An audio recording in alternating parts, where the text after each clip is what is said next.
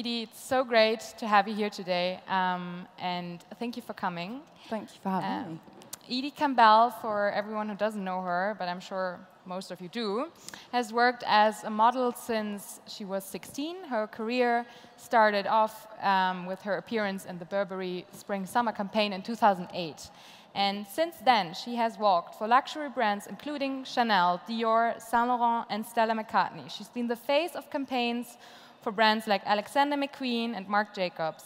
She has appeared on the covers of Vogue ID and Self-Service magazine, and she was named Model of the Year at the British Fashion Awards in 2013.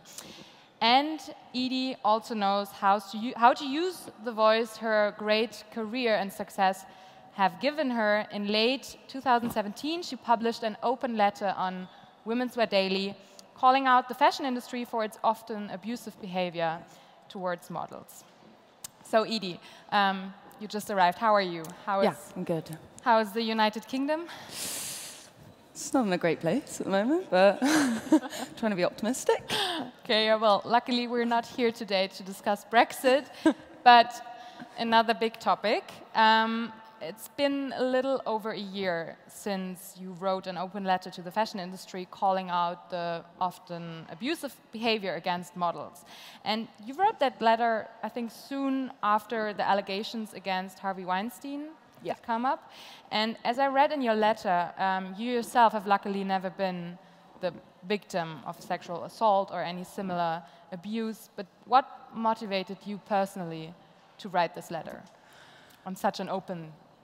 I think I just, after the Weinstein allegations, I could see that a lot of other creative industries had their kind of Weinstein figures, including fashion. And I just thought, if not now, when will anybody start to discuss this kind of thing? And I thought, I looked around at the silence from the fashion industry, and I just thought someone's got to say something, so why not me?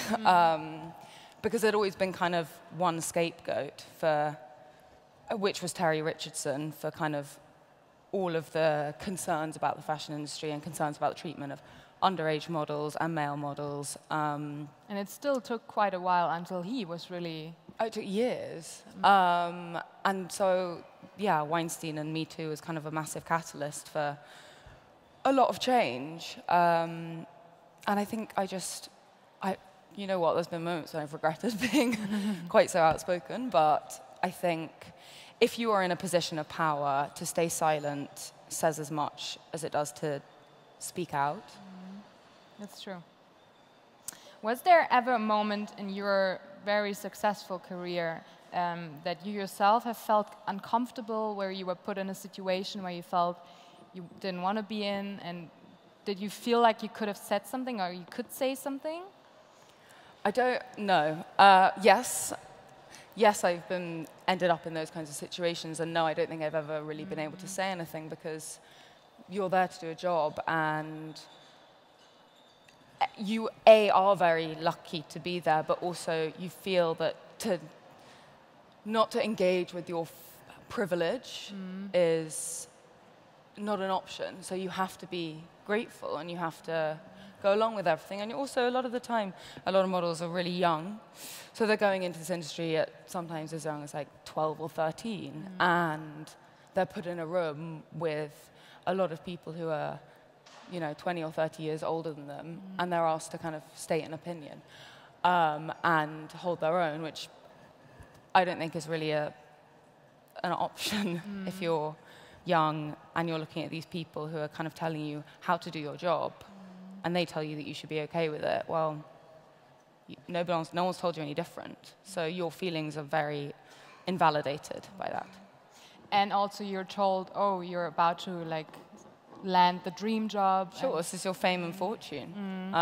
That's how a modeling career is still sold to these girls, right? I mean, although we hear all these stories also about loneliness and models being lonely all the time and having to be with lots of people in a room and having to undress and all of that, it still has this glamour and this allure. That's the kind of paradox of the fashion industry, is that from the outside it's shiny and seductive and glamorous and all of those things, which in many senses it is, but the reason fashion is so closed and so self-protective is to maintain that illusion.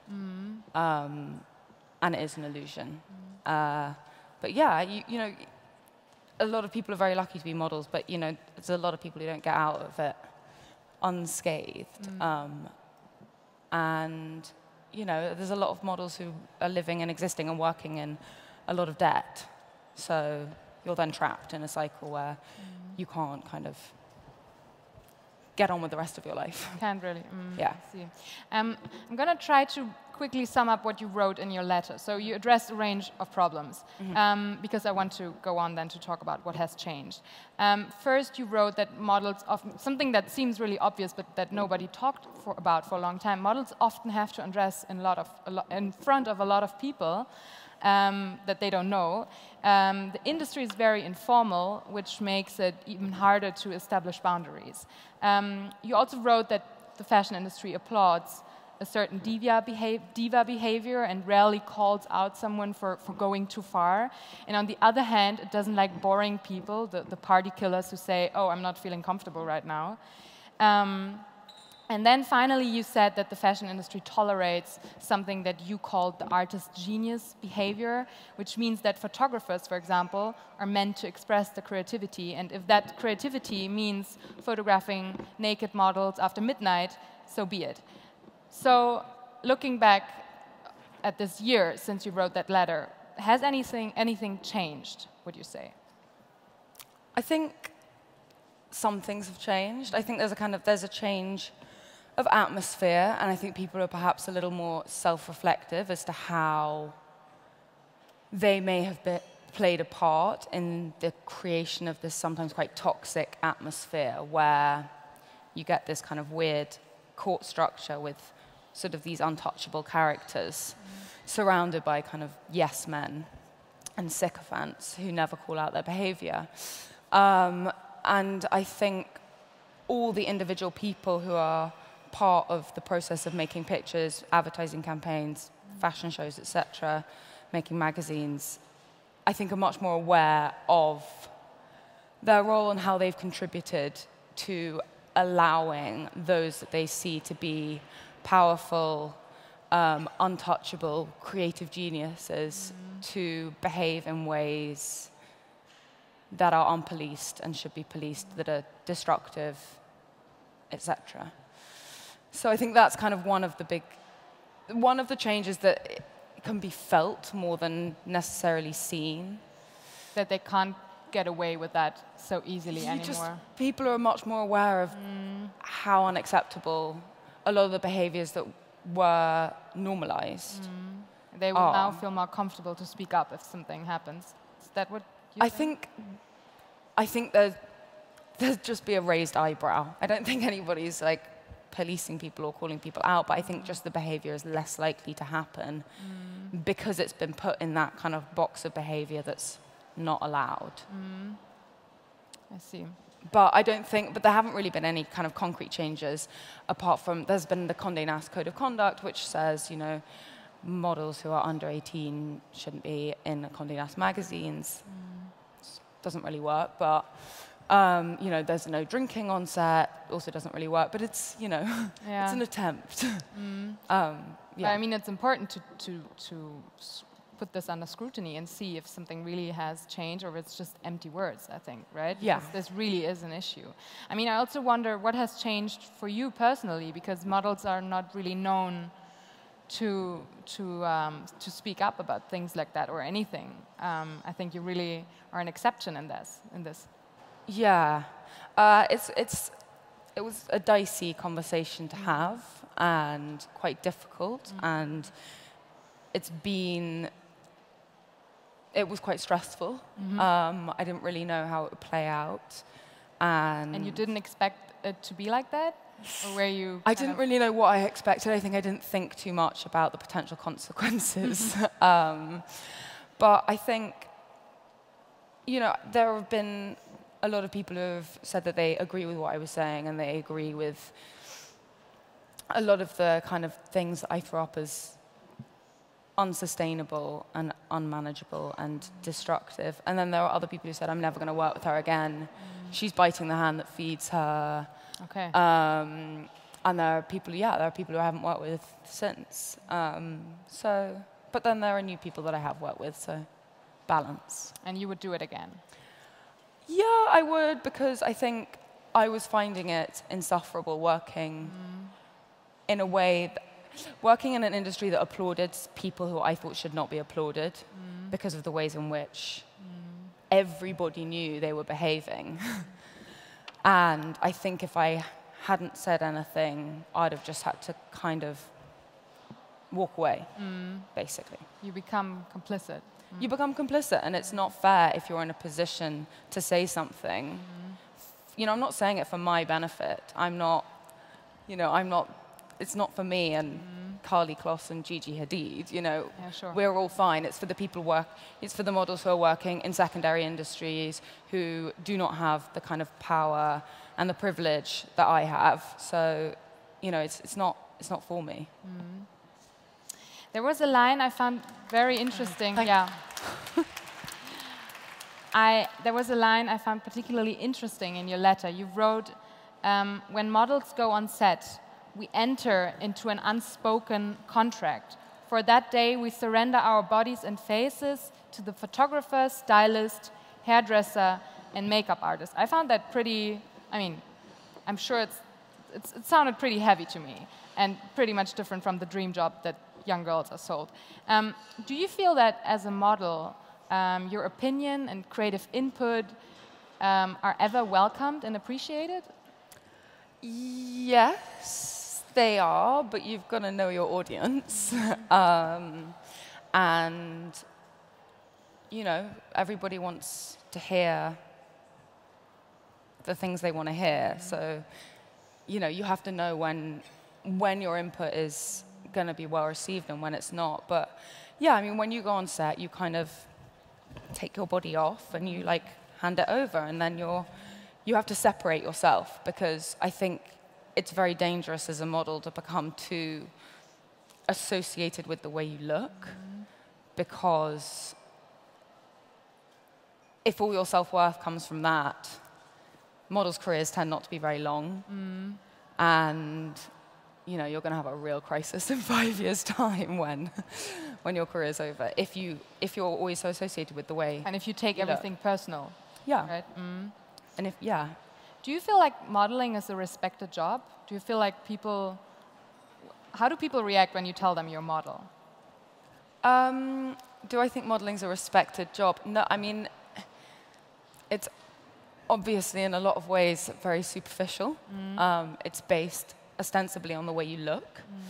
I respect it as a job. I'm quite proud of the work that I've done and the people that I've worked with and the images I've made. But it's obviously not the most highbrow job in the world. We don't need to kind of Yeah, but you're a performer, right? You perform, and everyone who has been in a family picture knows how hard it is to be photographed. So I guess why should an actor or a singer be respected and not a model? Right? Well, I think the silence of models has always been something. You've broken it. Well, maybe. Maybe I should learn to zip it. But yeah, being a model is whatever you want it to be. It can be as, cerebral and highbrow as you like, and there's plenty of actors, for example. I'm just thinking of Tilda Swinton, who loves being in a fashion photograph because it gives her something, and because she can engage with the photographer and engage with the process of making a still image in as interested a way as I imagine she could making a film. So it is what you want it to be. You have to. So you kind of have to have your own input. You have to bring in something if you want. Yeah, you have to silently have some input. Why did you become a model? Why did I become a model? It sort of just happened at the beginning, and then I thought this would be fun, and I like making pictures, and I like working with photographers, and I like the people that I've met so far. And it's a really exciting world. And I find it, you know, I've been doing this for a really long time now. I've been here in the fashion industry for, how old am I? 12 years? 13 years. And I still really enjoy it. And that's because of the kind of weird people that exist within fashion. And they're very funny and strange and intelligent and exciting. And so that's kind of the whole point, I think, really. Yeah, I always say that the fashion industry is like a pool for all the people that were outsiders in school. And finally, when they discover fashion, they are among the people that understand them, right? I think that's the beauty of it. There's a lot of weird people, which is great. Edie, you also have a degree in art history, and you're quite a successful jockey. You compete nationally, and Jamie, whom I talked to before, she told me that you have to leave tonight because you have to look after your horses tomorrow at 5 a.m., is that true? Yeah, there's a lot of that. I do, yeah. How many horses do you have? I have 5 horses who I compete. Wow, you have 5 horses. Yeah. So yeah, I'm competing a lot, which is good. And a very nice antidote to fashion, because it's nobody cares what you look like or what you're wearing. Although it also has a kind of dress code. There's a uniform. But you know, it's very unsuperficial. And it's very slow moving, and it's about patience and dedication over time, which is the opposite to that kind of manic energy that fashion has, which is exciting in its own way, but it's a very good counter to that. But you also have to keep a kind of posture, I guess, that you maybe learned from your modeling career, didn't you? Or the horses came first. The horses came first, okay. So there are no similarities between horse riding and modeling? I don't think so. I try and like really keep them separate in my head, because it feels it feels happy. And you also at some point took a few months off just to do horse riding, right? Just to compete. Is that true? Yeah. I did that at a point when I was getting slightly sick of fashion, in the pre-Weinstein era, pre-Me Too era. I actually just got really sick of seeing people being applauded who I knew were not good people. So I kind of removed myself a bit from fashion and went and kind of did equestrian therapy for a few months. And then obviously decided that I actually liked my job. Is this something that you would recommend to young models, to find something outside fashion, to find a place to escape to, like you have? Yeah, I think it's really important. I think it's very important to have an identity separate, because the fashion industry has a very kind of short attention span, and I think it's very important to have an identity and a sense of self-worth separate from that, whatever that may be. So that's always been very important to me, to have that other world and other identity and other kind of source of joy and challenge and all the other things.